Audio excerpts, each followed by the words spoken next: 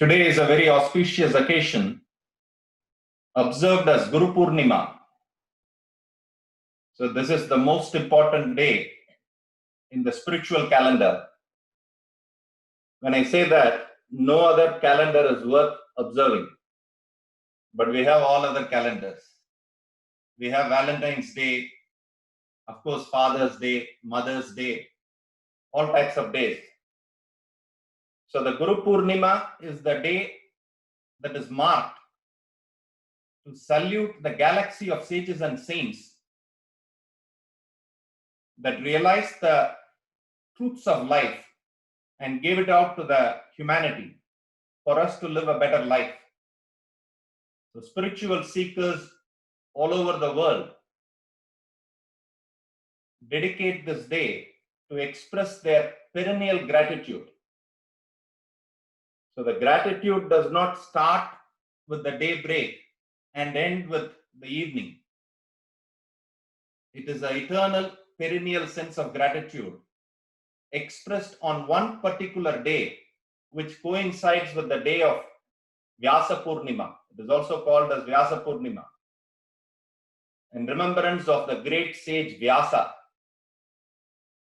So the Sanskrit word Guru literally means remover of darkness, dispeller of darkness. What is dark to us, what is unknown to us, is knowledge of life and living. It is not taught in any school. It is not taught in any university. And that is why on a Guru Purnima day, we have to study about mental health. Master key to mental health is the topic on a Guru Purnima day. We are not studying any subject in core Vedanta. We are studying about what our own mind, which we have not attended to, has done to us. So Guru means dispeller of darkness. What is dark to us is how to live life. What lies beyond this mundane living.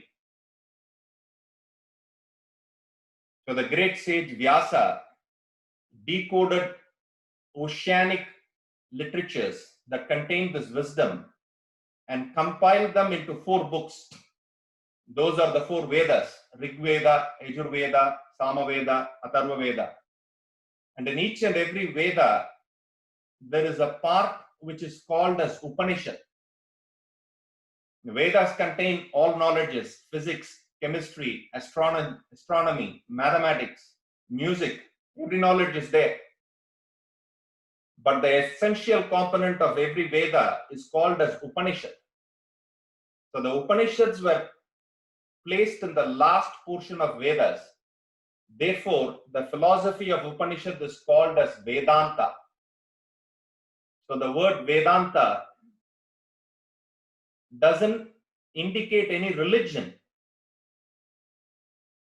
It doesn't indicate any religion. The word Veda means knowledge. Anta means end or highest. So the word Vedanta simply means the culmination of wisdom, the highest wisdom. So why is this subject called as highest wisdom? Why not physics? Why not medicine, without which a common cold can kill you? Why not business mathematics? Why the subject is called as highest wisdom? Because this knowledge teaches you 3 aspects without which no human being can live life. No other knowledge teaches 3 aspects. Now, in a live class, I ask questions. Even in live public lectures, we ask questions. On the screen, I don't know how to ask. I can ask, but it's difficult to take answers. So the 3 aspects which are not taught anywhere are: the first aspect is nature and composition of your personality. The first lesson you learn in Vedanta is nature and composition of your own personality. The second theme in Vedanta is nature of world and how to contact the world. All of us blame the external world for our internal failures. Vedanta teaches us what is the nature of world. You can't divorce the world. Wherever you go, it is world. Even if you escape to Himalayas, it is a world. Scientists are talking about landing in Moon and Mars, establishing colonies there. That's also a world. So how to contact the world? No other subject teaches. And the highest aspect of Vedanta is the reality that is beyond the individual and the world. Only a human being needs to learn these three. All other beings live a programmed life. Plants don't need to learn how to live. We live in Toronto, and by the time it is October, you will find the trees shedding leaves. They know how to save themselves. And by the time it is April, May, June, you find all the trees blossoming with leaves. That's why you call it spring. So plants don't need to be taught how to live. Animals don't need to be taught how to live. Only a human being needs to learn how to live life. So this knowledge, which is composed of these three aspects, educates a person on one's life here in the world. What is your personality composed of? What's your nature? Second is the nature of world, how to relate. And the third is the reality beyond the individual and the world, what we commonly, casually call as God. So these sages and saints not only discovered these realities of life, they presented these realities of life in a very beautiful way and passed it on for us to learn and improve our life. This is why there is a great sense of indebtedness towards the Guru Sishya Parampara, the teacher-taught lineage. No other relationship in the world could be equated to the relationship of a guru and disciple. This is the subtlest relationship. Post 1600, after the Industrial Revolution, this knowledge is completely lost. In the last 400 years, this knowledge of life and living is completely lost. When we study the Bhagavad Gita, in the chapter 4, Krishna tells Arjuna, due to long lapse of time, this knowledge is lost. This 5,000 years back, he's saying, Arjuna, because of long lapse of time, this knowledge of Vedanta is lost. And he revived it by giving the Bhagavad Gita. And then various other masters appeared and tried to revive it. What has happened after Industrial Revolution is every set of knowledge, every body of knowledge that you can gain from a university is industry centered. It is centered to serve the industry. Hardly any university or knowledge is talking about what is life, what is the purpose of life. So there is a total neglect when it comes to human personality and evolution in life, because of which we have succumbed to these problems, which is called as mental health challenges. Everywhere, all over the world, mental health challenges. We wish this can be outsourced to someone. It cannot be outsourced. Your body can be outsourced to someone. A doctor can fix it. Your mind cannot be outsourced to any professional. We have to learn how to manage our mind. So there is a global crisis in terms of mental health, especially in these times. We are talking about mental health challenges due to COVID pressures. What is the definition of mental health? What is mind? Who do you call as having a healthy mind? What happens to an unhealthy mind? There is no definition. There are psychiatrists, analysts, and therapists in schools, in kindergarten. Second standard child says stressed out. The students are saying we are stressed out. Now, we lived in a generation when teachers were stressed out. We used to cause stress to the teachers. We were not stressed. So it's just the opposite. Teachers are stressed, students are stressed, parents are stressed, children stressed, the leaders are stressed, everyone is stressed. The healers are also stressed. Psychiatrists are also stressed. So who is free from stress? Very difficult to find it out. That is why in UK, you can Google and find out, they have what is called as Ministry of Loneliness. They started a ministry called Ministry of Loneliness. Suicide prevention. So mental health is no more a stigma around the world. In fact, it has become a fashion statement. I have mental health crisis. I am taking a break from studies for 2 years. It's a fashion statement. I have mental health crisis. I have a therapist on payroll. It's a fashion statement. To the extent that slowly mental health is becoming a celebrity endorsed industry. Think about it. All the celebrities are talking about it. Deepika Padukone says, I have mental health crisis. Every girl wants to sport it. I have a mental health crisis because you want to be Deepika Padukone. So it is unconsciously building into an industry and we are responsible for it. No one else is doing. So how to fix this problem? The first step is to know what the mind does to us. John Milton writes a book called Paradise Lost, in which he says, your mind is its own place and in itself can make heaven out of hell and hell out of heaven. This is what John Milton says. It's your own mind, it's not the world. Your own mind can make heaven out of hell, hell out of heaven. So all of us are searching for heaven. And we believe if we study the Bhagavad Gita, if we do certain rituals and programs, if we do dhyana, we'll go to heaven. John Milton says, heaven and hell are not latitude and longitude places. They are in your mind. If you know how to handle your mind, you can create heaven where there is hell. If you don't know how to handle your own mind, you could be in heaven, but it will make a hell out of it. So the question is, how is that a person can handle mind? For which we need to start with the first aspect of Vedanta. The first aspect of Vedanta is human composition. So much of attention is upon the physical body, from hair to toe. Every aspect of your body is a multi-million-dollar industry. Think about it.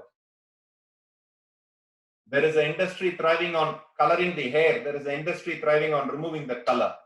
Not to talk about eyebrow, there's an industry thriving on it. Not to talk about the cosmetic dentistry. Every aspect of your body is a multi-million-dollar industry, but all that the body can do is to help you move from one place to the other. Body is your vehicle. So the physical body performs action. You can see on the screen. Action is performed through the body, not by the body. This action of speaking, it is not the body that is speaking. This action of listening, it's not your body that is listening. So there is a indweller in the body, there is an inner personality, which is constituted of manas and buddhi. Manas means mind. Buddhi means intellect. We are learning all this at a very later stage in life. You'll be surprised. This knowledge was taught at the age of 7. 70, 80, we are not able to understand it. Simple mind and intellect difference. Yo, it is so difficult to understand, we say. Age of 7, they understood it. That's how much our intellect is deteriorated. So the inner personality consists of mind and intellect. There is a difference between mind and intellect. Mind is the feeler, intellect is the thinker in us. Mind functions based on feelings, emotions, impulses. I like this, I don't like that. I like Vedanta, but I dislike the timing. It could be at 12 noon. It could have been at 5 p.m. in the evening. So the mind is full of likes and dislikes. I like pizza, I don't like pasta.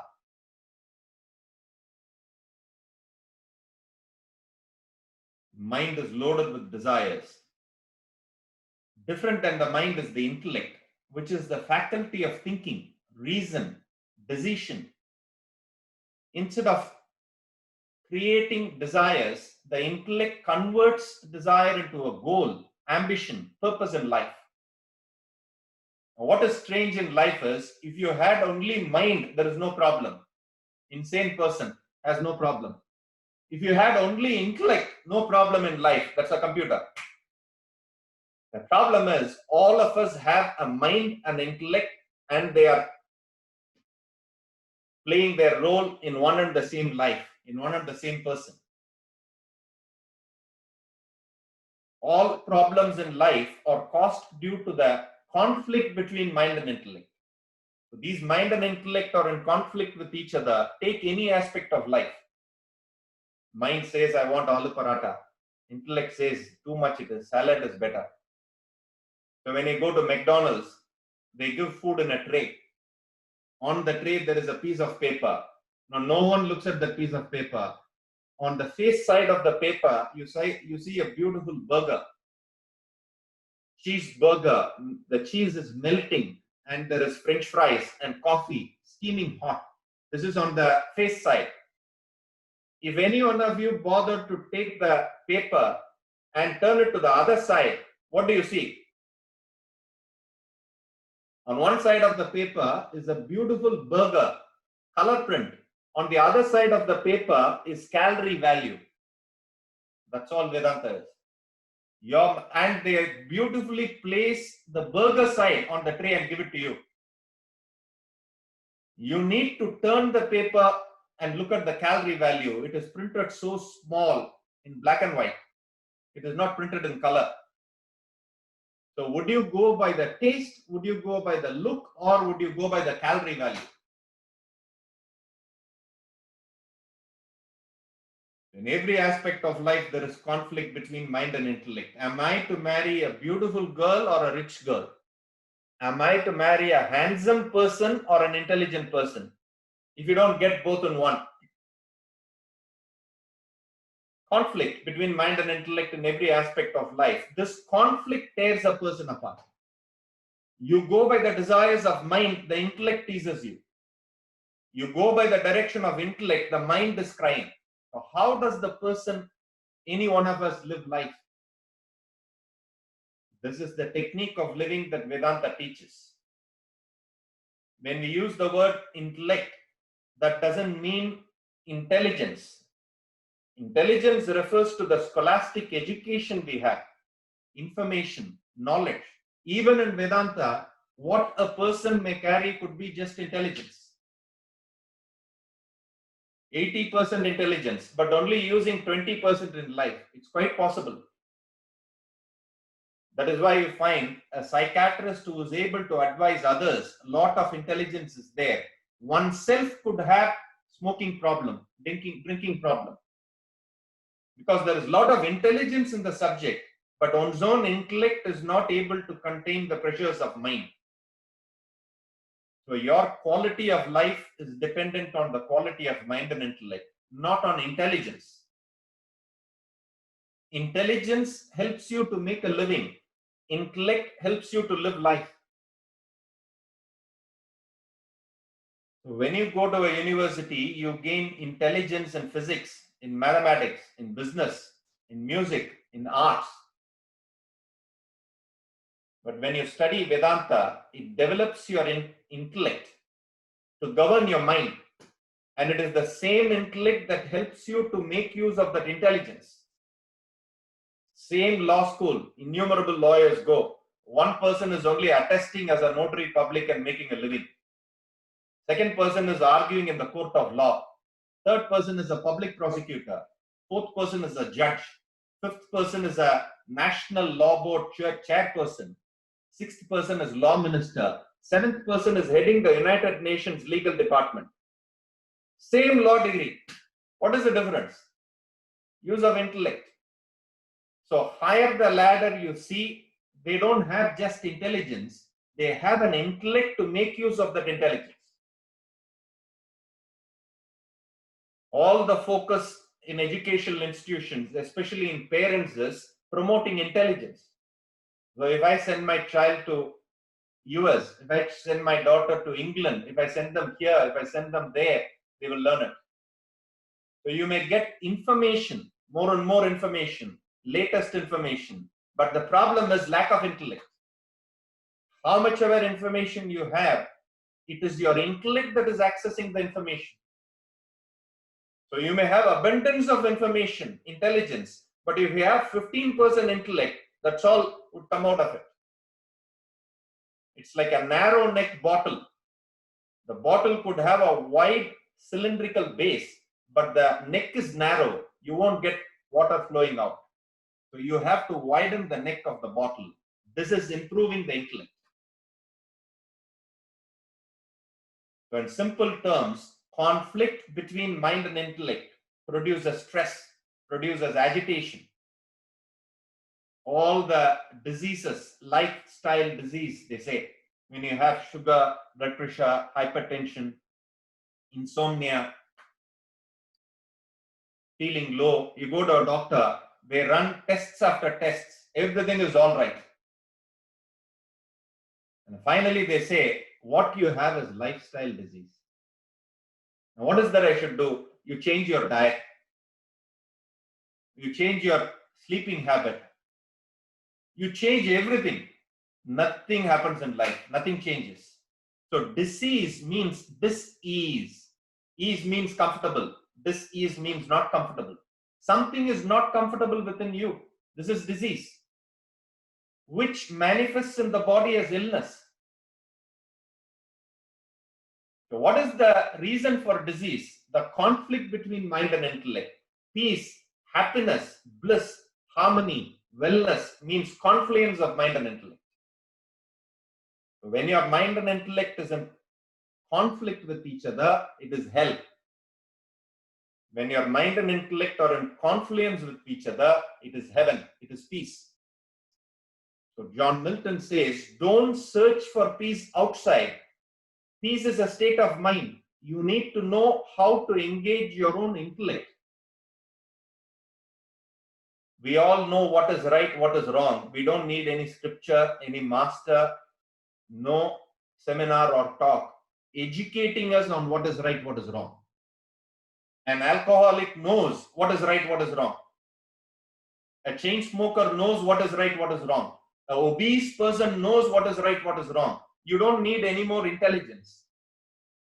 Intellect means following what I think is right. Whatever my intellect says is right, I should have the strength to follow that path. This is called intellect.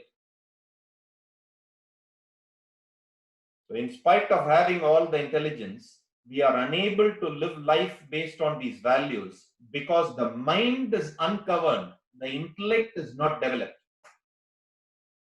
The intellect is not developed because all through life we have been focusing on intelligence.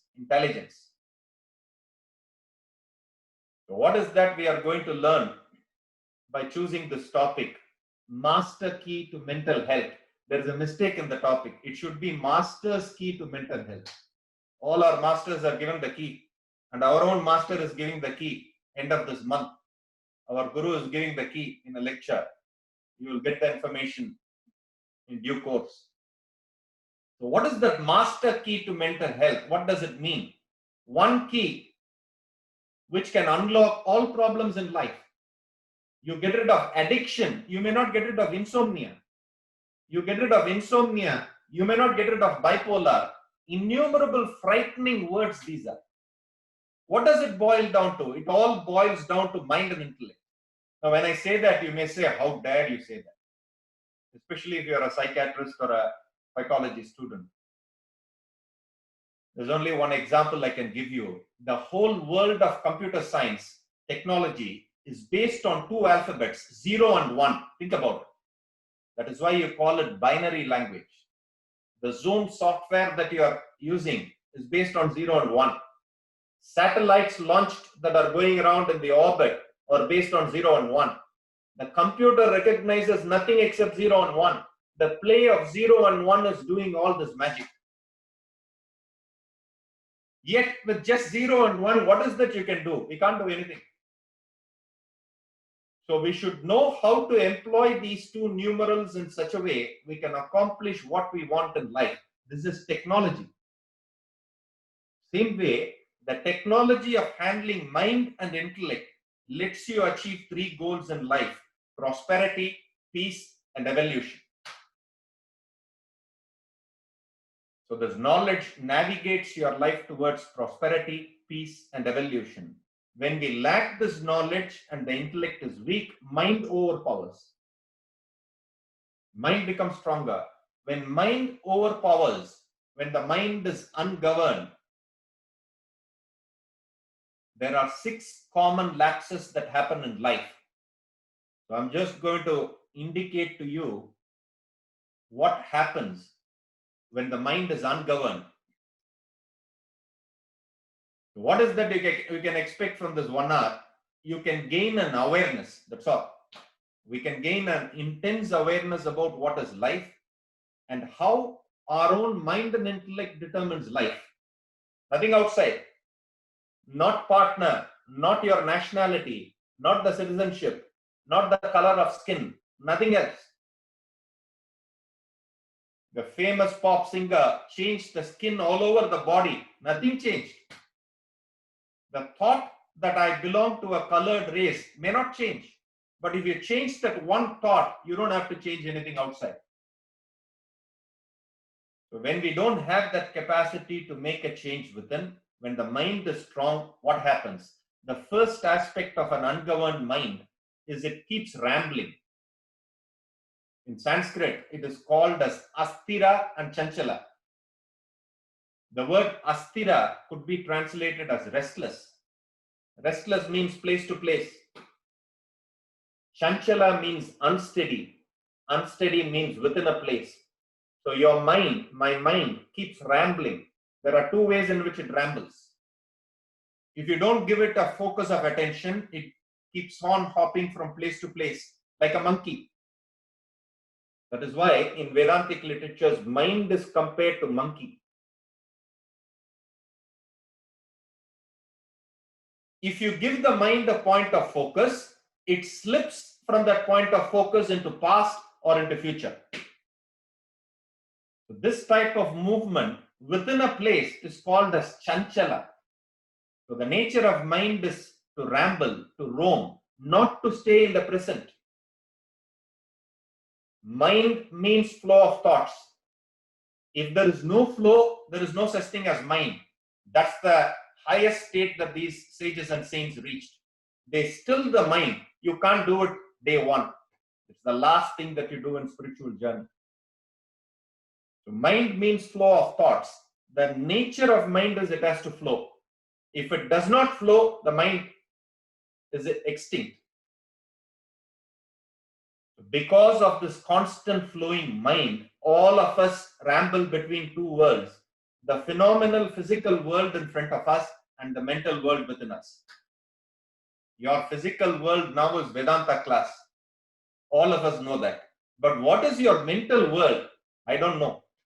Only you know. Physical world is open to perception. Mental world is open only to thoughts. Only you know. So all of us are rambling between the physical world in front of us and the mental world within us. This rambling is causing all the exhaustion in life. I'm tired, we say. We wake up tired in the morning. As soon as we drive to the office, 20 minutes drive, we need a coffee. But on a Saturday, you can drive for 4 hours and go on a weekend. You don't break for coffee. How is that? The moment we go to office, we go to work, we need a coffee. We need a green tea. It's a very polite way of saying I'm tired. Organic way of saying you're tired. Where is this tired coming from? Where is this fatigue coming from? We believe it is coming from work and it is happening on the body. It is landing on the body, but not happening on the body. The fatigue is happening from the mind. It is the mind that loots our energy, that saps our energy. Why does it do so? Because it is constantly rambling. So this constant rambling of mind causes breakdown. midlife crisis, insomnia, depression, all these frightening words. They are nothing but mind rambling. That's all. Attention deficiency syndrome, ADDH. When I heard all this, 7 years now in Canada, I can digest these words. But first time when I heard, I thought I should get myself tested for these. Because there is a list of problems, at least one I should have. How can a person be free from all? So frightening it is. What does all mean? Rambling mind. Hyperactive child, you say, what is it? Rambling mind. The nature of mind is to ramble. Every person's mind rambles. Vishwamitra's mind rambled. Jesus Christ's mind rambled. But they all developed an intellect to handle the mind. So when we don't have a strong intellect, the mind keeps rambling, because of which we lose concentration. Only with examples we can understand. Sachin Tendulkar, the famous cricketer, scored 100 centuries. No other person has scored 100 centuries so far. 100 centuries in cricket. From 99th century to 100th century, he took 2.5 years. You Google and find out. 99th centuries, he just scored effortlessly. But the 100th century, he took 2.5 years to score. Now, what happened to him in Bombay? Because of grace of my guru, I happened to see 3 test matches live, sitting in the next to the pavilion. Because whenever there is a match, all the cricketers come and invite my guru to the stadium in Bombay and Pune. He has better things to do. He says, you go and watch. So we go and watch, some of us. I saw Sachin Tendulkar miss century 3 times, between 90 to 100. Till 90, excellent game. He was set, looking set for a 300 or a 200. 93 when he got into, you could find a distinct difference in batting. 95, 97 he got out. So against Bangladesh, he had to score the century. You may say, so what? As far as Sachin Tendulkar is concerned, he would have enjoyed it scoring against Australia. He enjoyed it scoring against Bangladesh, but he desperately had to score it against Bangladesh. What is the proof for all this? You watch his own interview. I am not putting words into his life. There is a YouTube interview after he scored the 100th century, wherein the interviewer asked, how do you feel?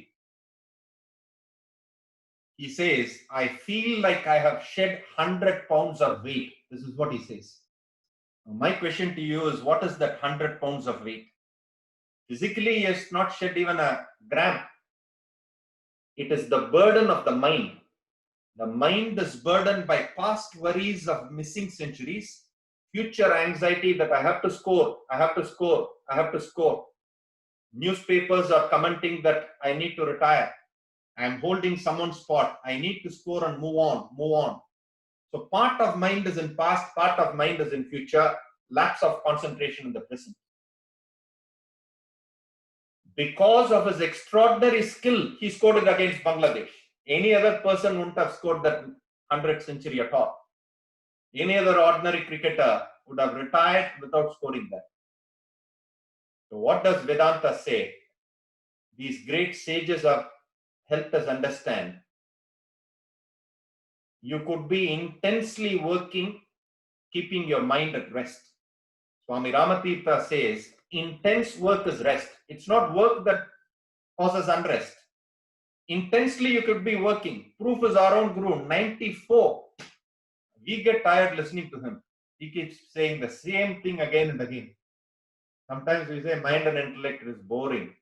75 years he's been talking about mind and intellect. 12 books, all books are about mind and intellect. How does he not get tired? Because the intellect holds the mind in the present. It doesn't waver at all. Intense work is rest. The second law is, the law of life is, your body should be dynamically engaged in action, but your mind should be at rest. So remember these 2 quotations. All logic you will forget, but quotations, if you remember, you can pull out the whole thing. Your mind should be at rest when your body is engaged in dynamic action. Opposite of it is what is happening to us. Our mind is at unrest, rambling. We are trying to put the body to rest. That is why we escape from work. Look forward to Friday. We all wanted work from home 5 days a week. Now everyone is having work from home. No one is able to handle home.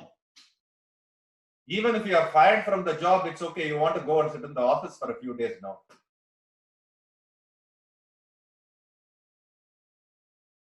So the rambling mind saps energy. The second aspect of an ungoverned mind is a never-ending thirst for acquisition. The scriptures call it as Trishna. Trishna means thirst, not the thirst which can be settled with water. The never-ending urge, I want more and more and more. That is why it is compared to fire. The mind is compared to fire. You can throw any amount of commodities into fire, it will burn everything and be ready for more. That's our mind. So we keep on collecting things, hoarding and accumulating. That is why we need bigger and bigger houses for lesser and lesser people to live. How many are living in your house? Two. We are in a joint family. Who? Husband and wife. Husband and wife is joint family. That's our situation today. We live together, two people. Where is your house? 8-bedroom house. Why do we need 8-bedroom house? Hoarding things that we will never use in life.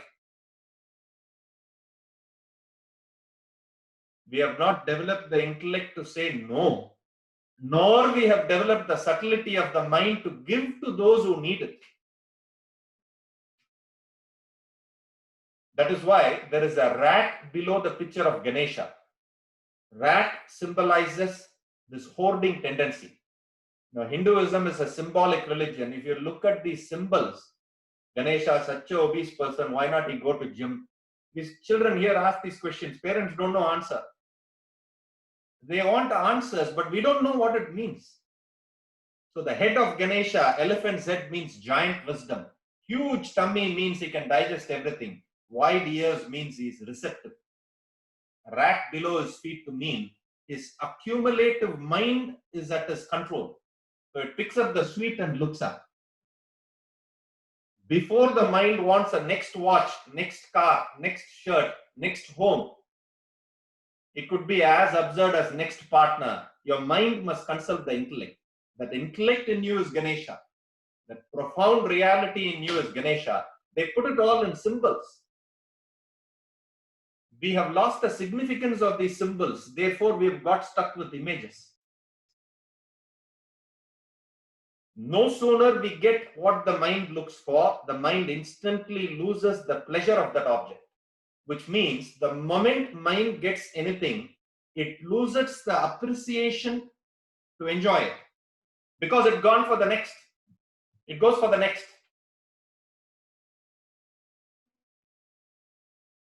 Swami Ramatirtha calls it as snares of 99. It is not the 99 coins that you have. It is that one coin that is missing in your pouch that will tease your mind. This is the fate of accumulation when you leave it to the mind. And even those who accumulate everything that they want, there is no time to enjoy. Some of the class members here, they are very noble enough to give me the keys to their apartments in Florida. They say, Ranga, why don't you go to Florida and stay in my apartment for a few days? I've never gone in 7 years. Why is that you are not going? No time. I can't leave my business and go. Then why did you buy? With the idea of enjoying. All that you keep doing is you keep changing the refrigerator, you keep changing the furnitures. You go only for that. Who is enjoying it? Someone who owns nothing in life is enjoying it. So as far as the mind is concerned, Swami Ramatirtha says, iron and gold are good for buying iron and gold. This is the value of material possessions. They are good at their level, but they can't produce happiness directly. So you have material obligations in life. Let your intellect handle it. Let not the mind crave for it. When the mind craves and we keep on accumulating, Goldsmith says, where wealth accumulates, men decay. 100 out of 100 cases you can see. families where wealth is accumulating, there is decay there. Our Guru, it is neither a joke nor a curse, but there is a truth to it. He says, if I have to curse you, I will curse you, may you become rich. This is what Swamiji says. And everyone after the lecture says, Swamiji, please bless me, please bless me. Curse me, they say. May you become rich. Rich means, it doesn't mean money. It means this accumulative tendency. So where wealth accumulates, men decay. The third aspect in which ungoverned mind plays havoc is through the senses. Your mind is the seat of 5 sense organs: eyes, ears, nose, tongue, and skin. So your mind has 5 servants shopping for you, and you are paying the bill for it. Imagine 5 fellows are having your credit card. You don't even know what they are doing with your card. Every month you are paying their bills. And every month your bill is increasing and you have to work more. How can you be happy in life after that? This is what is happening to all of us.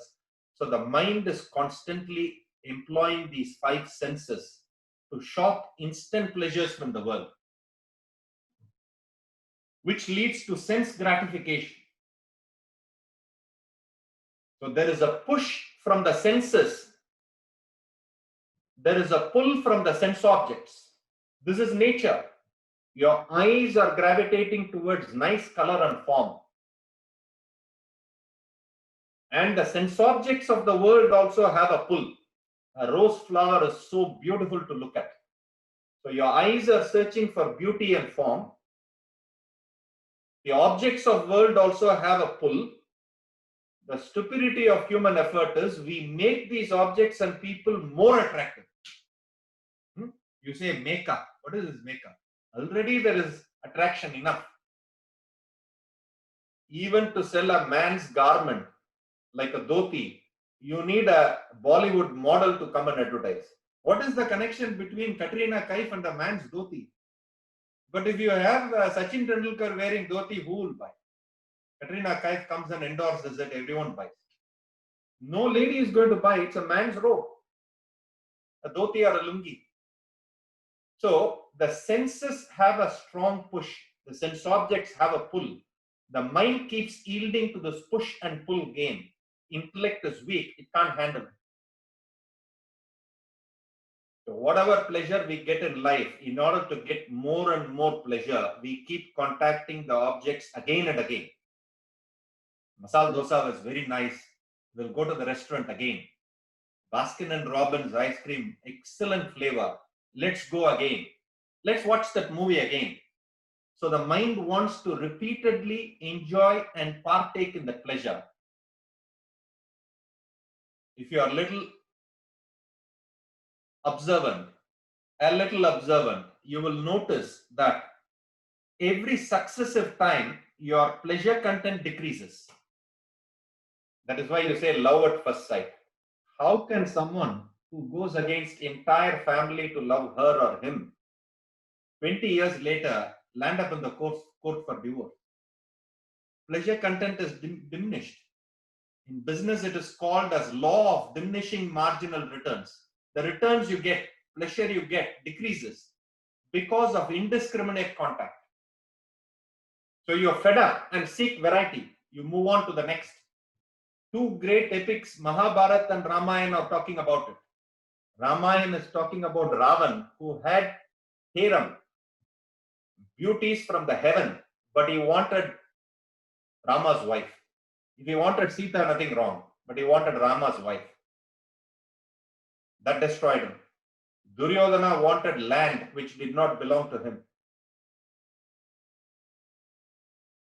So the mind is never satiated. That is why the mind is called as Indriyani Raja. Indriyani Raja means the king of senses. It rules the senses, controls the senses. So due to indiscriminate indulgence, what happens is we get into dependencies, addictions. In philosophy, it is called neutralization. Neutralization means you can have more and more of it, but you don't get any further pleasure. But if you are denied that contact, there is tremendous displeasure. So a chain smoker keeps smoking all the time, no pleasure. But if he stops smoking, there is displeasure. Dubai to Toronto is 14 hours flight. The moment we exit the disembark the flight, we are running to the immigration. Some people are running in another direction towards the smokers' chambers because 14 hours they have not smoked. The first cigarette gives so much of happiness. Second, third, fourth, less. This drags a person into addictions, substance abuse, dependencies. All these are nothing but mind overpowering the intellect for sense gratification. So normal things in life don't give us any joy. We have to do mysterious things, bungee jumping, floating in the air from an aircraft, diving with sharks in the scuba diving, and then we get some enjoyment. Whereas a person could sit below a tree and look at birds chirping and enjoy life. That doesn't give enjoyment to us. We have to go out of our country to other places to enjoy because we have got neutralized. So, Swami Ramatirtha says, a man of purpose says no to all lesser calls. This is your key word. That doesn't mean you should not enjoy the senses. He says, what is your purpose in life? And how do you place this business of sense pleasures with reference to that purpose? So a man of purpose says no to all lesser calls. Depriving the senses leads to frustration. Yielding to the senses leads to dependency, neutralization. So the middle path with the intellect is moderation. Enjoy, but don't indulge in them. Don't lose your freedom. Fourth aspect of ungoverned mind is the mind yields to likes and dislikes. Raga Dvesha. So all of us are nothing but bundle of likes and dislikes today. So we may say, so what? Whatever you like, you chase. Whatever you dislike, you run away from. This is our life. But life plays a very cruel joke on us. Whatever you are chasing is running faster than you. Whatever you are running away from is catching up faster than you can run. This is the problem. Likes and dislikes are not the problem. One must know how to place likes and dislikes in one's life.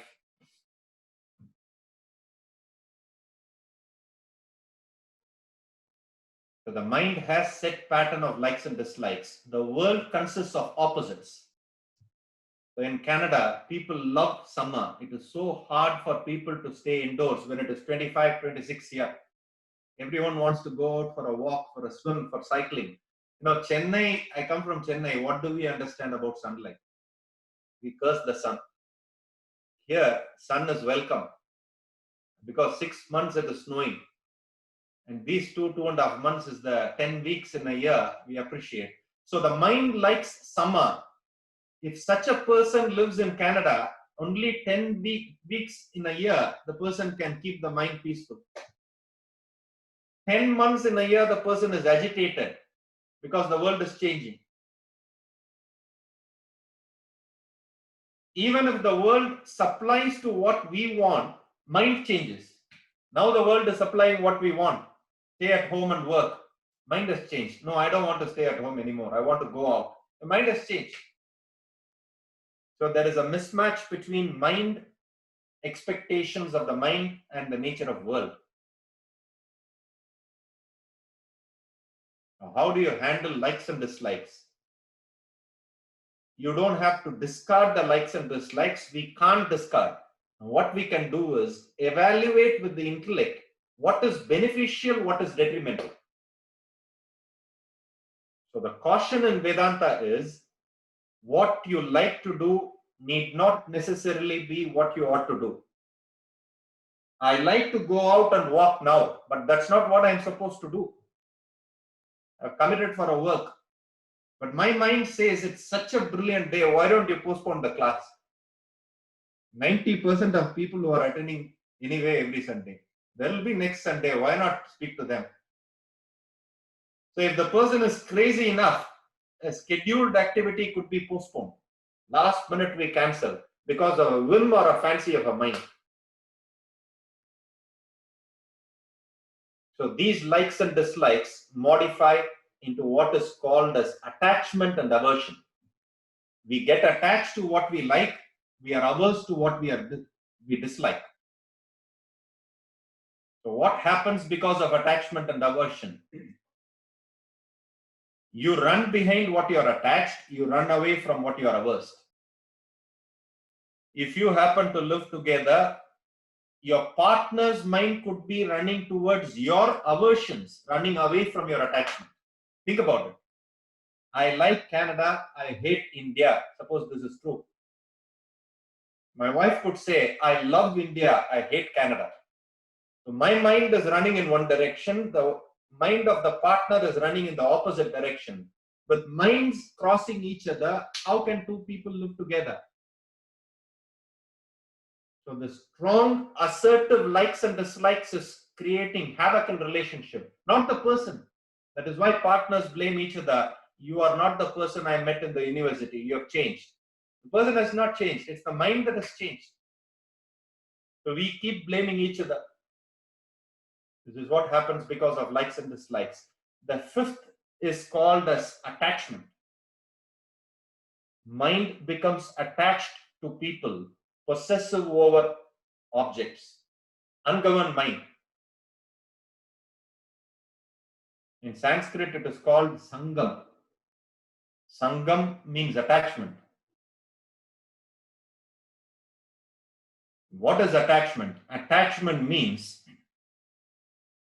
flow of thoughts from your mind towards an object or being which you can't control. Flow of thoughts is not the problem. Mind is flowing with thoughts towards an object or person, and we lack control over it. Helplessly, we are drawn to connect mentally with an object or person. This is called as attachment. Attachment is a form of mental bondage. Physically, if I bind myself to the computer, to the chair, to all that is around, when I get up, I can't move. Same thing happens to the mind. We can't move. We become fatigued and tired because the mind is loaded with thoughts and attachment. So this indiscriminate attachment causes all the sorrow, dependency in life. So when we are attached, what happens is we hold on to the person in presence and miss in absence. This is a sign of attachment. I miss you, I miss you, I miss you. What is it missing? Nothing but attachment. We all lived in a generation where there were more mobile phones. Parents didn't know what happened to the kids when they were gone on school projects. But now, every minute we want to know what they are doing. You open the door and look at the child who is studying in the online school.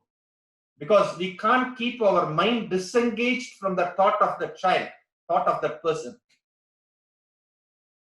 So, intense attachment is pregnant with violent emotion. Where there is intense attachment, it can turn into violent emotion. What is this attachment? Attachment means your love for a person which is happening within the fence of selfishness. My child, my son, my daughter, my father, my mother, my pet dog, my guru, we can get attached to the guru also. So if another disciple comes closer, there is jealousy because of attachment. But if at all you have to have attachment, this attachment is a lot better than all other attachments. Because the guru knows how to handle that attachment. Between two of us, we don't know how to handle attachment. But if you get attached to a guru, he knows how to handle your attachment. He knows how to bail you out of it. So what is attachment? Attachment means fenced, amputated, truncated love. The big talk in India, around the world, is nepotism. Nepotism. What is nepotism? Attachment, nothing else. So the actor or actress wants his son or his daughter to be promoted, not others who have talent. This is what you are doing. This is what we are doing in our life. I want to promote my brother, my sister, my wife, my husband, my father, my mother. Same thing they are doing. This is nepotism. So nepotism started with, not even started. Bhagavad Gita first verse is talking about nepotism. Dharma kshetre kurukshetre samaveda yutsava mamaka pandavas chaiva kimakurva sanjaya, he says. What are my sons and sons of Pandus? Attachment of a king. So all the love that we claim is nothing but attachment. The mathematical equation is love means the love that we claim is nothing but attachment. So the equation is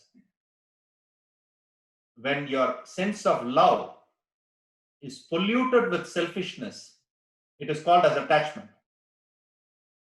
You can see on the screen. Attachment means love plus selfishness. What is true love? When you reduce your selfishness, your attachment purifies into love. So you don't have to increase your love. You just have to work on your selfishness. A tiger mother picks up her cubs and transports to safety. The same tigress holds a zebra calf. What is the difference? When it holds its cubs, it is very, very careful. If it is loose, it falls. If it is tight, it kills. But when it holds the zebra calf, it is different. So the tigress cannot think, why can't I have the same emotion I have to my cubs towards the zebra baby? No tigress can think. But you can think, I can think. Why can't I treat all children the same way? Obligations are different, but identification may not be different. So this is called as attachment. So whenever someone says next time, I love you, we get enamored by love. The mind falls for love. You can see it on the screen. I love you. You fall for it. Below that, there is a small asterisk. Conditions apply. Be careful to see the conditions. I love you. Conditions apply. What are the conditions? Provided you do this to me. Provided you go wherever I come. Provided you cook for me. Provided you do all the work. Everything should be provided to me. Then I will love you. So in this love, I am loving me and my needs, not the person. This is called attachment. When such relationship happens in marital life, Khalil Gibran says, marriage is like temple resting on two pillars. If the pillars come too close, temple collapses. By too close, this is what it means, attachment. But Khalil Gibran doesn't tell us how to place ourselves, which our Guru tells us. He says, let your home be the center of love and affection, not its boundary. So you experience what love is when you get married. You experience the freshness of love when you have a son or a daughter. But why are you putting a fence for love around your home? Obligations, there is a fence. You don't have to pay the school fees for the neighbor. But you can love or identify with others, with other beings. That's why Christ said, love thy enemy, love thy neighbor. Brother, sister, we can't love. Enemy, how can we love? Forget it. So, attachment means love that is polluted with selfishness. The last aspect is desires, kamam. Now, what is desire? Desire means thick stream of thoughts running from your mind towards the world. The nature of desires is, if your intellect is not careful, the desires breed. In science, they call it chain reaction. Every desire has innumerable conditions. The desire that we should observe Guru Purnima and study a theme from Vedanta, do it on Zoom. Innumerable conditions. So these girls, a team of 5 boys and girls, have put this event together. I'm only coming and speaking to you. Internet has to work. Electricity has to work. Behind one desire to post an event, innumerable conditions. Any one condition snaps, that desire frustrates us. This is the Nature of desire. Mind doesn't see it. One has to use one's intellect to see.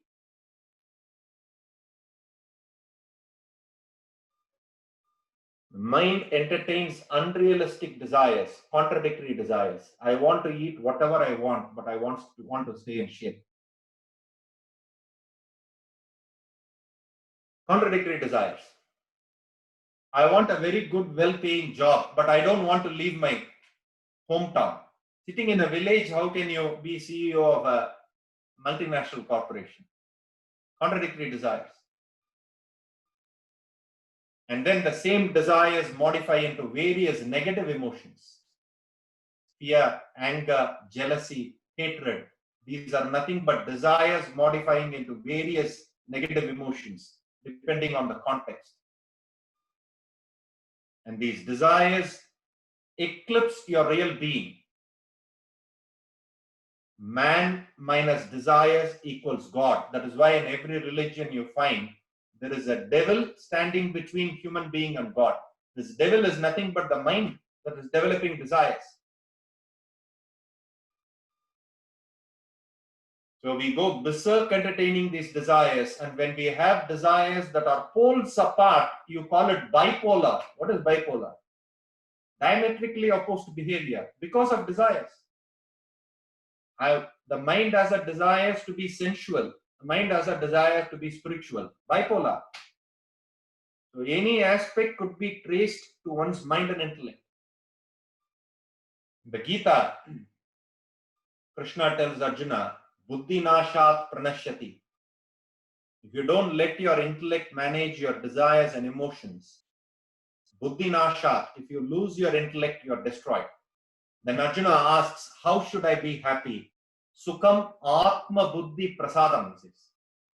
Sukham or happiness is a blessing born of your own intellect. All of us have an intellect, but we need to know how to use it. This technology of how to use the intellect is Vedanta, nothing else. So in all of us, there is a spiritual starvation, evolutionary hunger, identity crisis that is affecting life. There is an inner call to evolve. We don't heed that and go on accumulating more and more with the external world. This causes all the mental health fatigue crisis. So the way out of it is to empower the intellect. The first leg of the journey is called as Chitta Shuddhi. Chitta Shuddhi means purifying your mind by developing your intellect. The later part of the journey is called as Brahma Vidya, seeking your real self. Atma Vidya, Brahma Vidya. That is real Vedanta. But we can't get to that unless our mind is calm, our intellect is sharp enough. So the master key to life, not only to mental health issues, to any aspect of life is your intellect. Your buddhi is the master key. One who has found this key and knows how to unlock one's mind, govern one's mind, is called as a Buddha. Buddha means one who knows how to use the intellect, buddhi. If we don't know how to use the intellect, we are called as Buddhu. So what is Buddhu? Not knowing how to use it. All of us are Buddhus. So don't scold anyone Buddhu from now on. Because you and I, all of us are Buddhus. None of us have learned the technique. So because we don't learn this technique and we have succumbed to various lifestyle diseases, there are 3 industries thriving in the world today. Think about it. Very interesting. Lifestyle disease happens in 3 ways. First is intellectual boredom and exhaustion. When you're intellectually bored, no animal is intellectually bored. No intellect first. So due to intellectual boredom and exhaustion, entertainment, vacation, and gambling are thriving. Nothing wrong in the 3. Gambling, you think about it. I'm not saying nothing wrong. Entertainment, vacation, and gambling are thriving because you have to divert your intellect. It's bored. Mental ill health and disorientation. Industry thriving is stimulants, sedations, psychiatrists, mental health industry. In the East, we go to astrologers, pseudo-spiritual hawkers. We don't go to psychiatrists straight away. But everywhere around the world, everyone is going now. The third lifestyle problem is physical fatigue, premature aging, because of which medical, pharmaceutical, resorts, cosmetic surgeons, yoga studios are thriving. None of these industries ought to be complained. There's no problem with these industries. We are seeking these industries more and more in our life because we want to just keep the mind in place. Vedanta says, why are you chasing it outside? Here is a technology that can fix it inside. That can't happen unless a person knows what this buddhi intellect is, how to use it. Where is this technology? This technology is lost.